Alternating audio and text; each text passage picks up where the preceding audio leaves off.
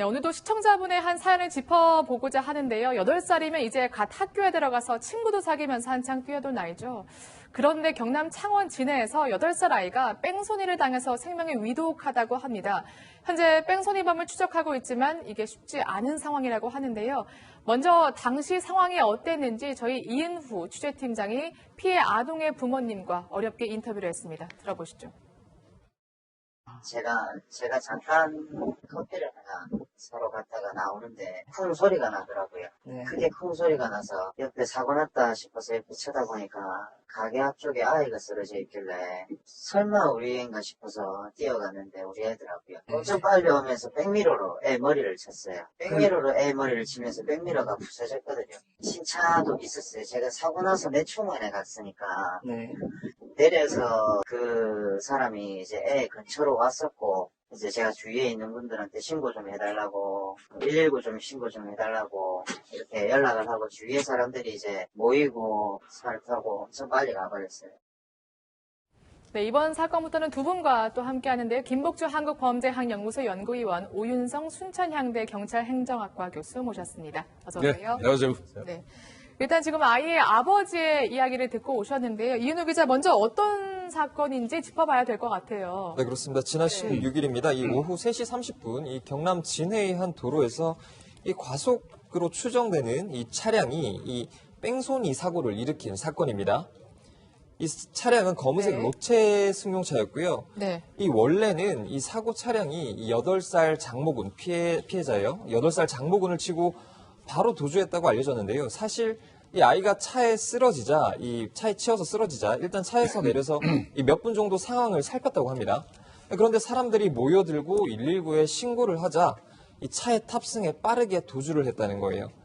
그 어떤 구호 조치도 없었다고 하고요.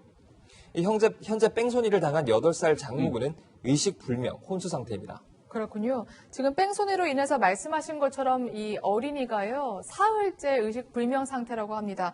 부모님의 지금 걱정이 이만저만이 아닌데 지금 경찰 수사 상황은 어떻게 진행되고 있어요? 이제 경찰은 네. 뭐 사고 발생 직후에 아마 동원할 수 있는 인력을 총동원한 것 네. 같습니다. 그래가지고 사고가 난 그 현장의 CCTV를 중심으로서 연장하면서 네. 쭉 따라가서 동선을 보니까요. 이 사람들이 이 현장에서 한 수킬로 정도 떨어진 부산 강서구 쪽에 있는 녹산공단.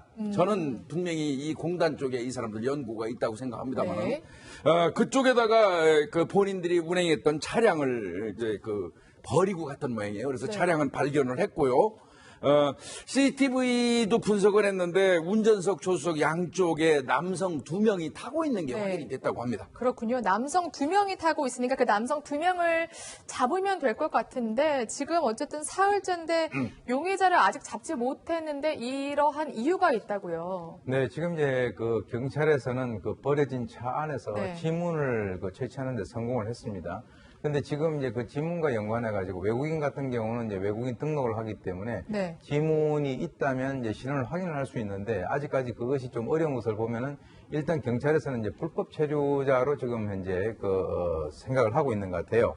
그리고 이제 그 주변에 있는 그 CCTV를 확인을 했는데 그 운전자로 보이는 사람이 바로 그 차량을 버리고 도주를 하는 것까지는 이제 잡아냈는데요. 그 이후에 이제 어느 방향으로 갔는가에 대해서 경찰이 지금 현재 수사를 하고 있는데 가장 결정적인 것은 지금 이 차 자체가 이제 대포 차량일 가능성이 굉장히 높고요. 그리고 그렇다면은 이제 보험에 들어가 있지 않는 거, 또 만약에 운전을 했다라고 하면 면허가 있느냐. 그리고 가장 핵심적인 것은 이 사람들이 불법 체류자이기 때문에 네. 만약에 이제 경찰 조사를 받게 되면은 자신에 있어서의 여러 가지 어떤 지위가 흔들릴 수 있는 그런 위험성이 있기 때문에 결과적으로는 그 수많은 사람들이 바라보는 그 현장에서 도주를 한 것으로 그렇게 판단이 됩니다. 네. 위원님, 불법 체류자일 지금 가능성이 높다고 네. 하거든요. 아마 네.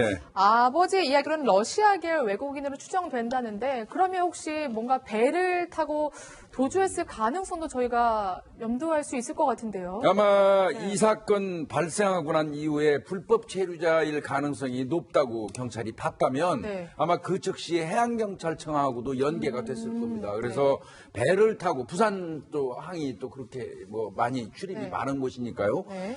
연계가 돼서 아마 그 부분은 철저히 통제를 할 걸로 보이는데요. 제 생각 같아서는 이 정도 되면 이건 경찰이 비밀리에 수사할 필요 없습니다. 이거는 바로 그 차량이라든지 이런 거를 그냥 공개 수배를 하면 그래요? 많은 협조가 있을 걸로 보입니다. 네. 그럼 피해 아동의 부모도 지금 공개 수사를 요청한다고 예. 하는데 바로 받아들여질 가능성도 있겠네요. 예, 이거는 제가 봐도 비밀리에 수사를 할 만한 이유가 없거든요. 네. 이렇다면 알겠습니다. 즉시 공개 수사하는 게 좋을 것 같습니다. 사실 용의자들이 사고 수습 없이 지금 도주한 상태고 아직 잡히지 않았습니다. 그런데 아이는 지금 아주 생명이 위독한 상태라고 해서 굉장히 안타깝더라고요. 네, 크게 다쳤다라고 합니다. 이 차량이 굉장히 빠른 속도로 달려와서 아이의 머리를 이 백밀러로 부딪혔다라고 하고 있고요. 아버지가 바로 근처에서 목격을 했다라고 하는데 그 충격으로 굉장히 큰 소리가 났고 아이의 몸이 붕 떠가지고 다시 떨어졌다라고 하는데요.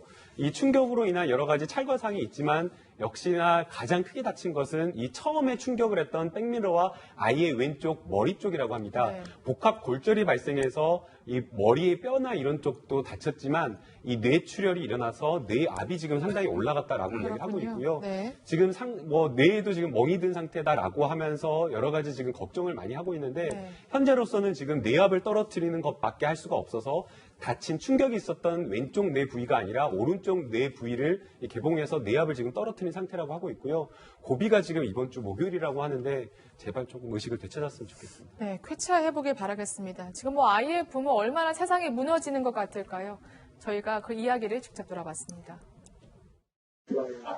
꿈을 꾸는 것 같죠. 와이프도 지금 계속 울다가 이때까지 지금 한숨도 못 자다가 2, 3일 동안 못 자다가 지금 7시에 잠깐 지금 잠이 들었거든요. 억울하기도 억울하고 그 사람 진짜 그냥 막말로 잡아 죽이고 싶다라는 생각도 많이 하고요. 진짜 어떻게 애한테 그렇게 하고 그렇게 도망갈 수 있는지.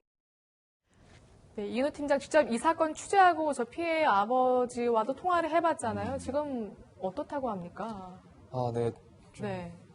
그 인터뷰에서 들어보셨듯이 지금 간절한 심정이시고요. 이 간절한 심정을 담아서 어제 청와대 국민청원에 이 뺑소니범을 잡아달라, 아이를 살려달라 이런 글까지 올리시기도 했습니다. 아주 절절한 심정이 담겼는데요.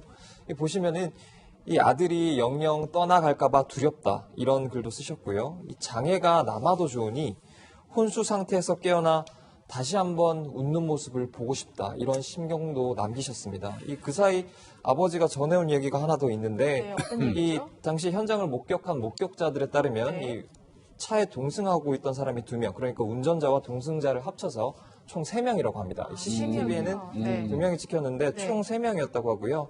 이 수사에 이 참고를 하시길 바라는 마음에서 지금 전해오셨습니다. 알겠습니다. 뒷좌석에 한 명이 더 타 있었다 이렇게 볼 수 있겠네요. 네, 뺑소니범이 바로 잡히고 아이도 얼른 쾌차해서요 웃음을 되찾을 수 있었으면 좋겠습니다.